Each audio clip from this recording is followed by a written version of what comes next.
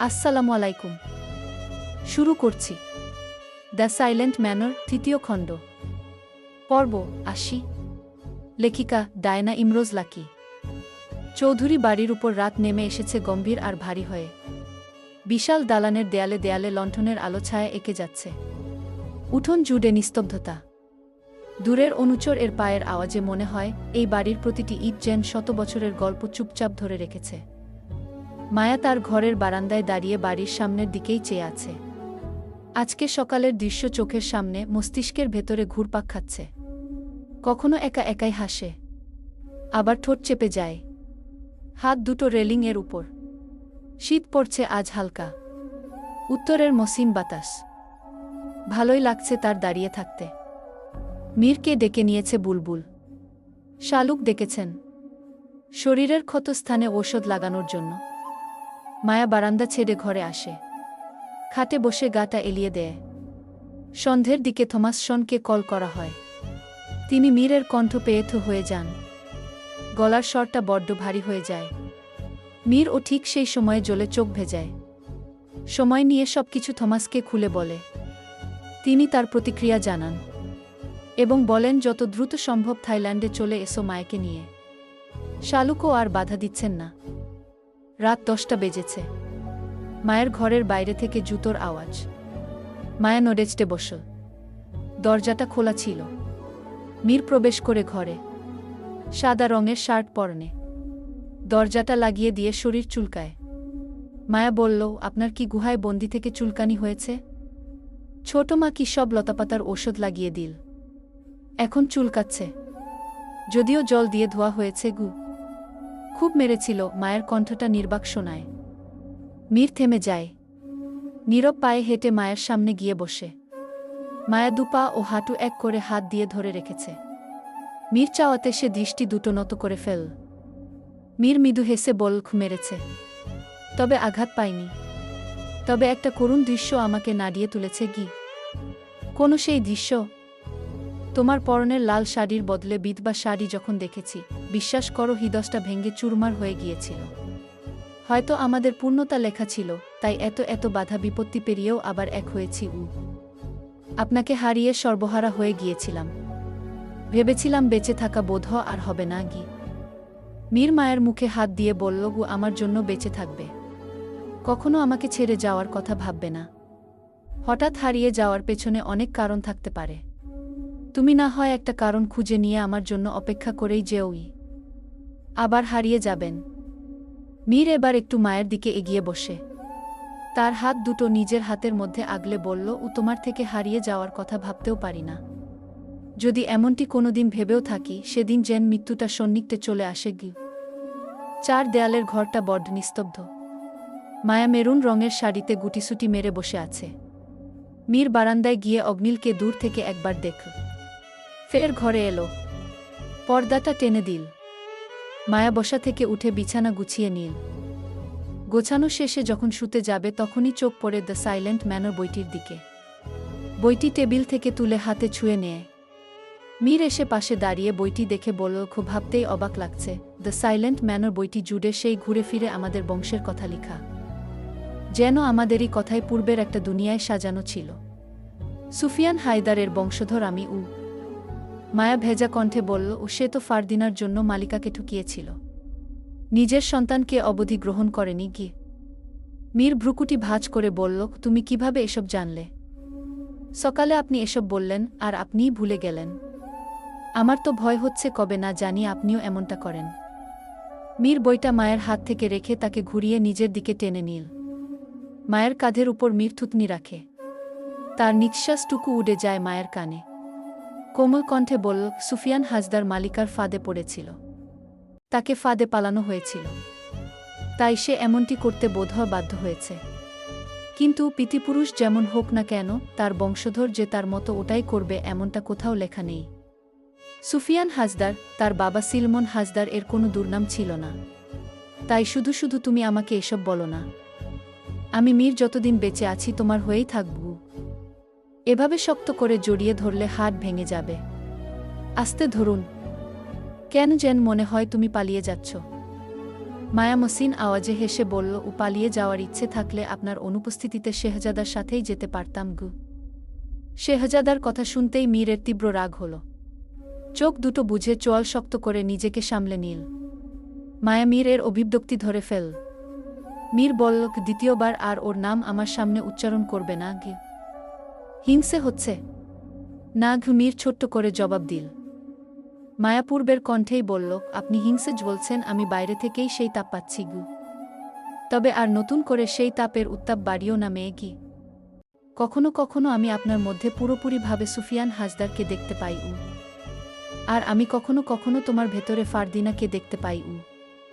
থেমে মীর মায়াকে নিজের দিকে ঘুরিয়ে বলল, গো আমার খুব শোক জানো, যখন তোমার কোল জুড়ে আমাদের সন্তান আসবে তখন আমাদের যেন কন্যা সন্তান হয়। আর ওর নাম রাখব সুফিয়ান হাজদার এবং ফারদিনার নামের সাথে মিলিয়ে গি। কি নাম রাখবেন ঠিক করেছেন? হু, ফারদিনা সুফিয়ান দুজনের নাম মিলিয়ে হয় ফারিয়ান গু।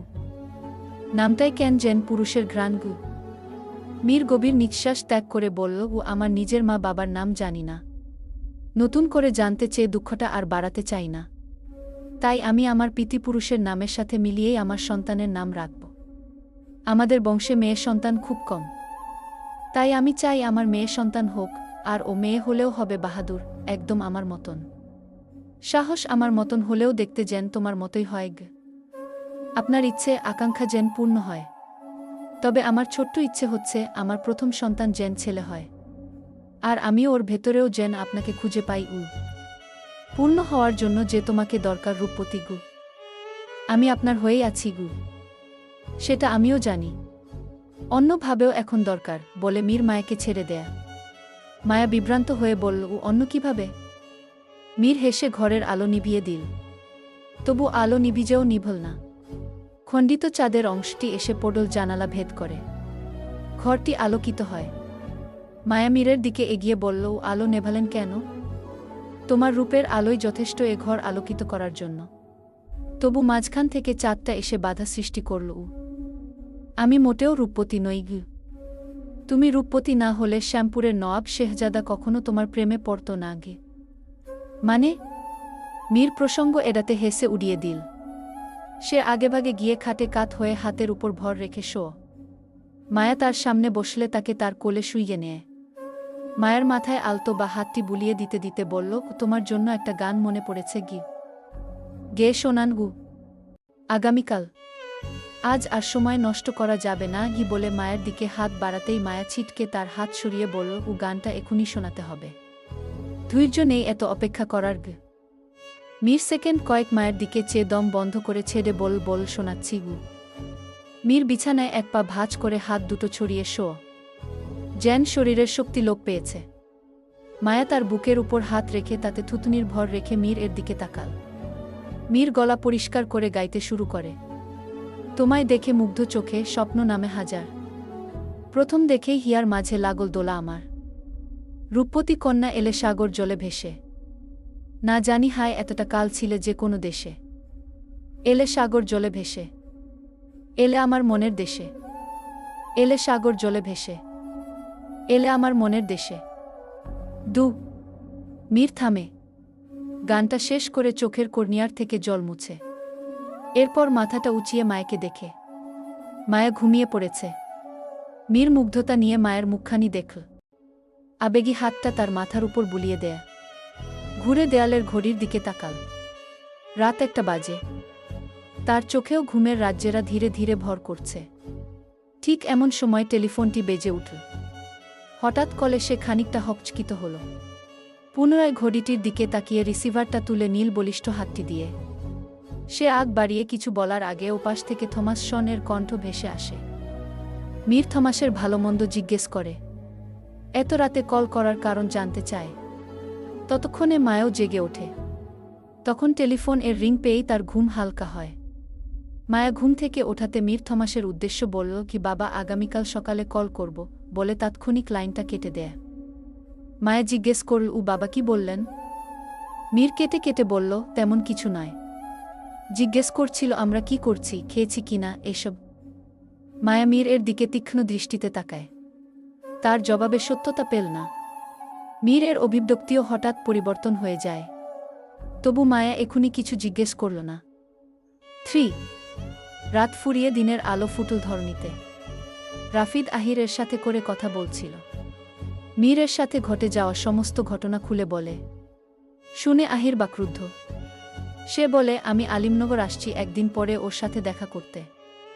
রাফিদ তার সঙ্গে তাল মিলিয়ে দ্রুত আসতে বলে, কেননা মীর দ্রুতই ফিরবে বিদেশের বাড়ি। কলটা কেটে রাফিদ চুপচাপ হয়ে বসে থাকে বৈঠকখানায়। ভাবে মোহিনীর কথা। হঠাৎ মোহিনী দুনিয়া ছেড়ে চলে যাওয়াতে সে ভেতর থেকেই ভেঙে পড়ে। তবু তা বাইরে থেকে মোটেই বোঝা যাচ্ছে না। সেও বুঝতে দিচ্ছে না। শালুক বেগম জয়ন্তন বেগমকে চা দিতে দিতে দেখেন ছেলেকে। নিষ্প্রভ হয়ে আছে তার ছেলে। মা হিসেবে দেখতে ভালো লাগে না। তিনি জানেন না মোহিনীর সাথে ঘটে যাওয়া শেষ ঘটনা। জানেন সে হারিয়ে গেছে। প্রার্থনা করেন ছেলের হাসি যেন পুনরায় ফিরে আসে। আমজাদ ঘরে ফিরলেন। হাতে ভিসা, পাসপোর্ট জাতীয় কিছু একটা। তার হাতের দিকে তাকালেন শালুক। কানের কাছের কাপড়টি ঠিক করে ভালো করে মাথায় টেনে নিলেন। আমজাদ এসে বসেন সোফায়। শালুক তার সন্নিকটে দাঁড়িয়ে বললেন, হাতে কি? আমজাদ ক্লান্ত ভঙ্গিতে বললেন, কি মায়া ও মীরের পাসপোর্ট। ওদের সুস্থ সবলভাবে নিজ ঠিকানায় পাঠিয়ে দিতে পারলেই আমি শান্তি গু। এত তাড়াহুড়া করছেন যে গু? সবকিছু দেখে শুনেও প্রশ্ন করছ? শালুক নীরব থেকে জবাব দিল, ও আপনার যা ভালো মনে হয়। চা খাবেন? দাও, মায়া ও মীরকেও ডাকো, একসাথে খাই। আমজাদ কথা শেষ করতে না করতেই টেলিফোনটি বেজে উঠল। তিনি হাত বাড়িয়ে রিসিভার তুলতে না তুলতেই মীর এসে ঝট করে তুলে নিল। ওপাশ থেকে কেউ কিছু বলছিল, যার জবাবে মীর শুধু বলল, আমি মীর, শুনছি, বলুন। এরপর মিনিট দুয়েক ফোনটা কানের কাছে ধরে রাখল। ওপাশ থেকে ভেসে আসা শব্দগুলো সহনীয় কিছু নয়, যা মীরের অভিব্যক্তি দেখেই বোঝা যাচ্ছে। শালুক ও আমজাদ নিজেদের মধ্যে চোখাচোখি করলেন। মীরের আচরণে হতবাক হয়।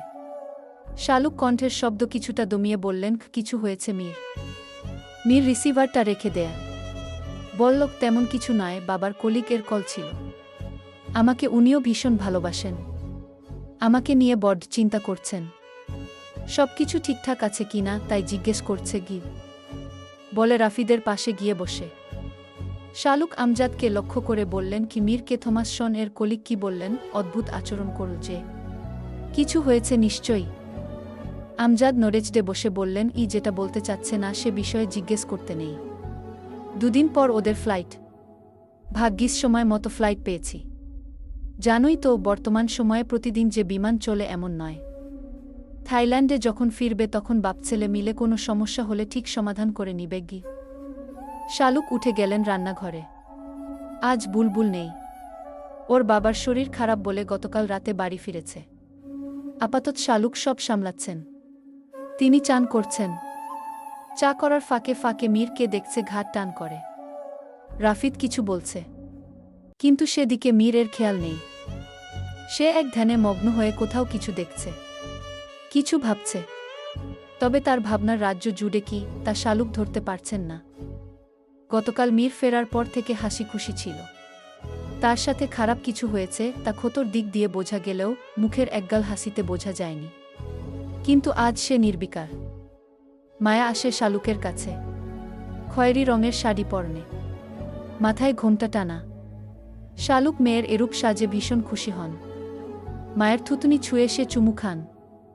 বলেন, তোর জীবনটা সারা জীবন এভাবেই রঙিন থাকুক গো। মা, আমি চা করি। শালুক পাশে সরলেন।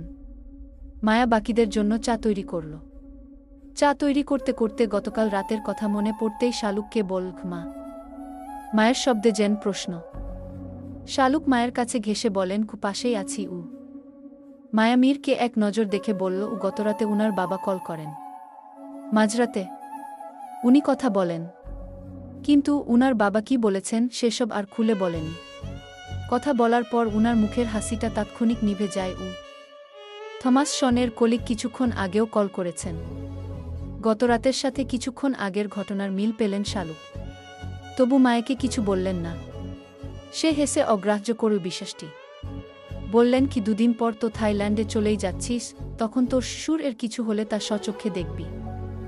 যা, এখন চাটা সবাইকে দিয়ে আয়। মায়া মায়ের কথাম তো আর এ বিষয়ে ভাবল না। বাধ্য মেয়ের মতো চা হাতে বৈঠকখানায় এসে সবাইকে চা দিল। শেষ এসে মীর এর সামনে দাঁড়ায়। তাকে চা দিতে মায়া ঝুঁকলে মীর অস্পষ্ট স্বরে বলল, কি রঙিন শাড়ি, ভেজা একগাছি চুল কানের কাছে, আজ একদম খাঁটি বুবু লাগছে। সকালটা একটু গাঢ় হতে শুরু করেছে।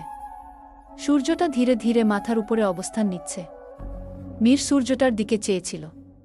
কি দেখছিল সে নিজেও যেন জানে না। দাঁড়িয়ে আছে অশ্বশালার সামনে।